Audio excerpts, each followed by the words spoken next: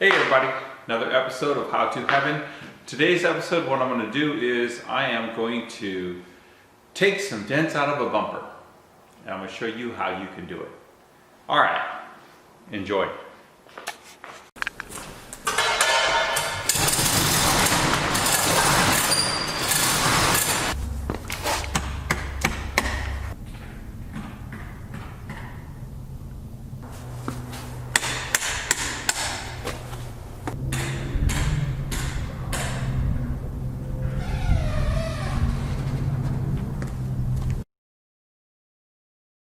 So here's the project, first generation 2003 Toyota Tundra.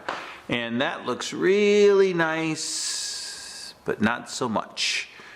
So you can see the dents, looks like it got pushed in right here, and pretty badly right here, and a little bit right there. So that's what we're working on today. So step one, remove the bumper. So we're going to crawl under here. Now, this Tundra has been in a front end accident, so you're going to see that there might be parts missing, but that's okay. Like this bracket. Ah! Ouch! That hurt. Got a piece of thread on me. We're going to take a break. Talk about a freak accident. I have never had that happen before. So basically, I touched the thread here, and one of the threads was stripped and came out. Got me good. So up there you can see where it says R. problems. So apparently there's some brackets and things that have been replaced on this. So far I'm not seeing really any mounting bolts. So let's go to this side. And so yeah, there's this, but that's only for the lower spoiler. There should be one here, that's missing. One here is missing. Here's another one. So yeah, they got a front end accident and somebody really did the minimal to repair it. There's the fog light wire. Ah, here we go. So these two bolts on this side, and obviously they're mismatched. You can tell the quality of work from how they match or don't match their hardware. And then you can see this nut here, and up there's a nut with a giant washer built into it. So so far it looks like somebody really cut corners. I don't see anything up there holding it together. So really there's these two bolts on this side, and there's probably two bolts on the other side. Let's see if they match. So we climb over here, and here we go. And apparently these are some funky bolts, because this one and that one don't match, nor does this one and that one. Wow. That is some shoddy workmanship. So yeah, we're going to have to replace those bolts too, match them up. Let's take this sucker apart. I'm not going to do it on the camera because it's pretty easy. Need some wrenches and we'll get this sucker off. Here's the bumper, it's off. You can see the dents from here. A bunch of mismatched bolts. I don't even know what some of these bolts are. You can see he's got a big old washer down there, and then a tiny little hardware bolt up there, probably not even metric. And then over here, those look like mismatched bolts as well. Nuts, actually. Yeah, that's the quality of some people's work. Wow, that's all I can say. All right, and there you have the before. So the poor workmanship continues. So they used a hardware bolt, American thread versus metric. On that one, you can see how shiny it is, and that one as well. And then again, over here, they used one metric bolt, and everything else was American thread. And Toyota uses either 12 millimeter, excuse me, I keep saying bolt, I mean nut. They either use a 12 millimeter or 14 millimeter nuts. This is 13, so that's the first tip off that they use the wrong hardware. That, just looking at it, what a bunch of garbage work. So here's a follow-up to that metal splinter that I got touching that thread, because it's never happened before, and it tells me that somebody was monkeying around with those threads, and now I know, because 3 out of these 4 bolts were American pitch standard, and you can see right there, there's the metal shavings, and I ran a die over those threads to bring them back to 8 by 1.25 metric, which is what they should be, and there's shavings everywhere. So I'm sure somebody tried to cross-thread an American nut or bolt nut on that stud over there, and that's how I got that splinter. So there we have it. Look at those shavings. So here's the setup, and it's probably going to fall, but the basic idea is that your press does the work. So let's see if we can't show you a little demonstration here. And it's good to have spacers and things like that. So let's try it and see what we got. 400 clicks later, I might get this thing in contact. Alright, here we go. It's best if you have 2 people to do this. Helps immensely. Also helps if you have the jack handle in facing the right direction. So, just a little bit at a time.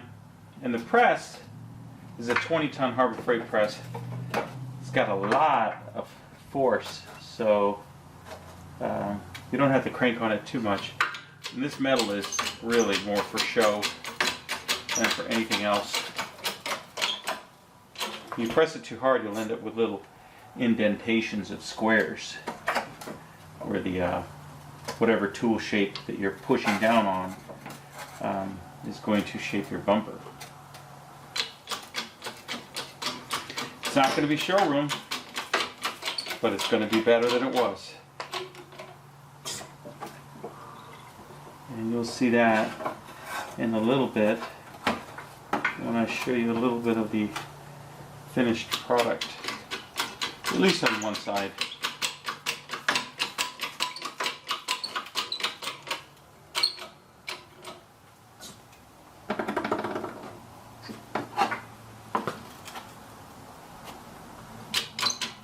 Just like that.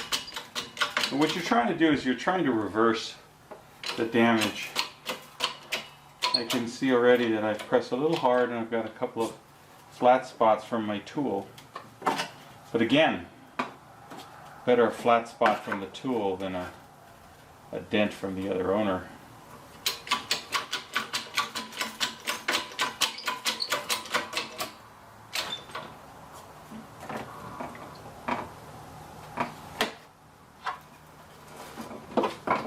And so you just work your way around the dent.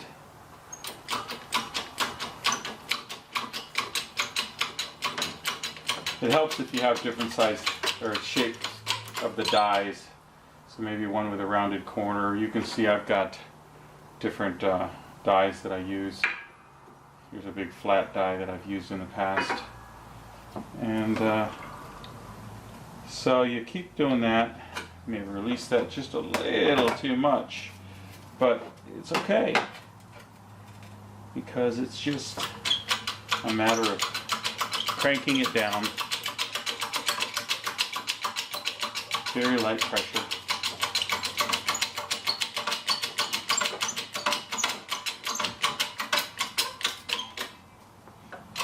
Just like that. And it's okay, you can go over the same spot multiple times. You can even see that I'm going jacking off center of my tool. And that's okay. one more for good measure right there. Now, while you have it in, you can also straighten out the vertical pieces. And right here there's a wave, and I'll show you how to do that with a crescent wrench. Now I've got what's called a spud wrench. It's basically a crescent wrench with a point on it. Let me show you what that looks like. So you've got a crescent wrench, and it's got a point on it. This is used by metal workers, and what you do is when they're lining up I-beams and the holes and stuff for the bolts, they'll stick this in there and wiggle it around. And it's good for stuff like that. We're just using it as a bending tool. And like I said, this stuff here, even though it's a bumper, it's not very stiff. I mean, it actually moves around quite easily. Matter of fact, this wrench might be a little bit long. And you can see that I'm able to bend this metal quite easily. But I need a smaller wrench.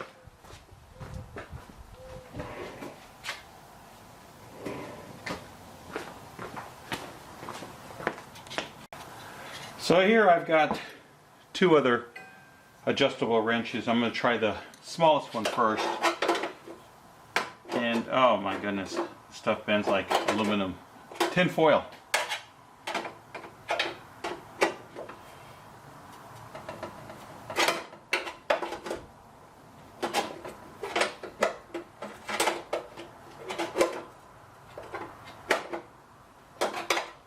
And you're basically just trying to get the shape to come back.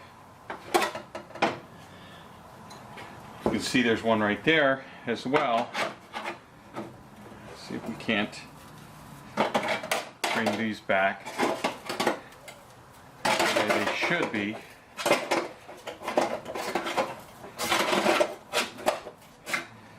Like that.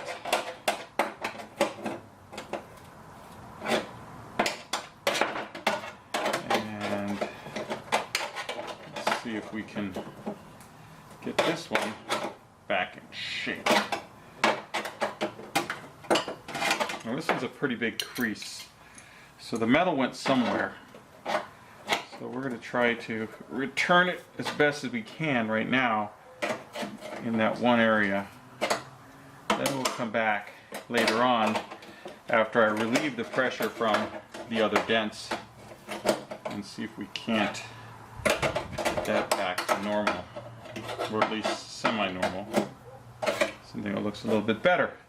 Okay, so there you have that. And I'm going to work on this side over here. I don't know if you can even see that, but it's pretty indented right here. And I guess you can't see that right there. You can see this whole area. All right, off camera. All right, so a lot of this is out, the dents I'm referring to, and what I did here was I just take two crescent wrenches and, you know, kind of go opposite, holding one in place, and that gets rid of the dent. So I'm going to use a little dolly and hammer.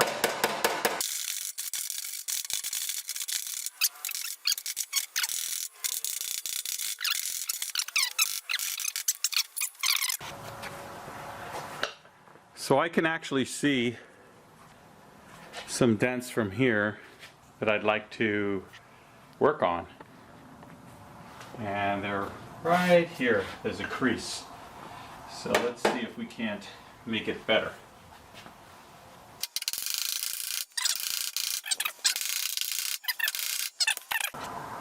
So just in case you don't know, you can pick up some body hammer dolly kits at Harbor Freight and some other places, Northern Tool, but these are kind of cheap. They're an older set. I think they were from a swap meet, and the hammers, they come in different shapes: square, round, and then also the faces. You can see this is square and round, but look at the side.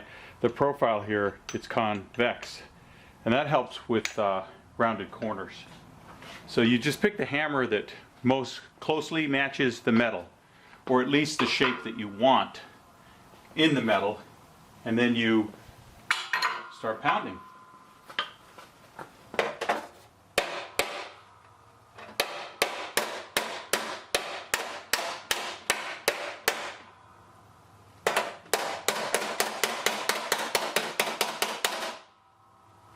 Now the dolly, the purpose of the dolly is to put force. Otherwise, if you hit it, it'll just kind of bend and come back. The metal doesn't really bend as much. If you have a dolly on the other side, you can force those dents flat. And that's the whole technique there with the hammer and dolly. So there's a dent right here.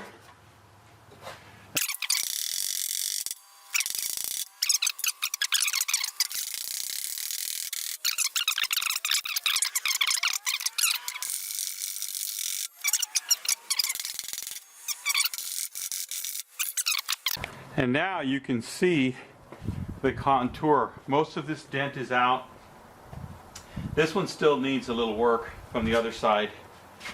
However, I am not about to put it back in the vise. My goal was to make this look better, and I believe I've satisfied or reached that goal. So let me see if I can get a couple of high spots out. And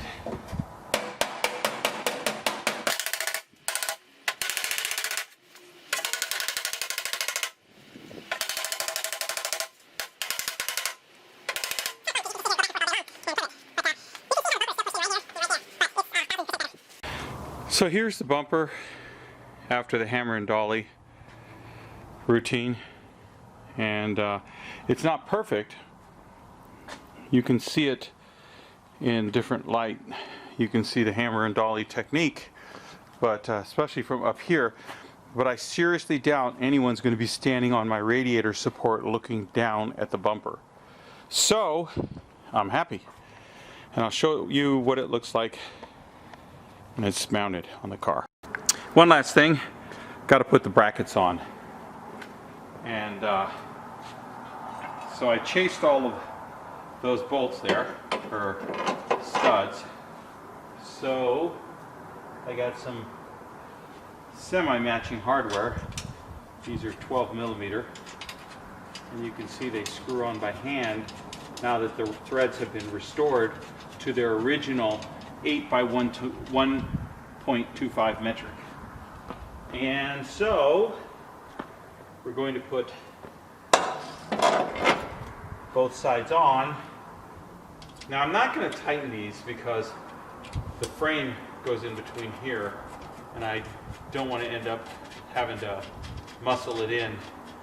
So I'll just leave these hand tight until I get these on the frame, and after that I can tighten up these bolts. And now you can see I happen to go through my bolts, and looks like one of them doesn't match. I'll go get the matching bolt. Sorry about the sound. And there we have it, 4 matching Toyota bolts. I'm actually amazed how many of these bolts were American. I've never experienced anything so butchery in all my life. But I will tell you something. In all my experience working on cars, the person most likely to put mismatched bolts, American and metric, in, and I'm just saying this from my own observations owning many cars, are body men. Body men are notorious for just making it work. I'm going to show you something else. So after this accident in the front where they left half the bolts, half the brackets, and mismatched nuts and bolts, the hood latch didn't work. It actually snapped the piece of plastic. And once again, this is the work of the person who put the front end of this vehicle together. See those 2 screws? Those are supposed to be the keeper for this cable. Rather than replace the cable and put on a new one, especially if it was an insurance claim, this is a backyard job. They did that to hold it in place. What a bunch of garbage. I can't tell you how many of these bolts that I have replaced with factory Toyota bolts because they were totally mismatched. I mean, that is not factory, this is not factory, that little screw there is not factory. It's just a mismatch of a bunch of garbage. Anyway, enough venting. I'm gonna put the rest of those bolts on and that's it. But let me show you anyway, the front end. Now this is what it looks like now. And that's not bad. I'm gonna take the bully bar, the fake push bar off and sell that on Craigslist because I'm pretty happy with the way this bumper looks. I'm okay with driving that baby in public without the bully bar. All right, that's it for today's video. Thanks for watching How to Heaven. I hope you got something out of this. If you didn't, keep watching. I make lots of videos. All right, catch you on the next one.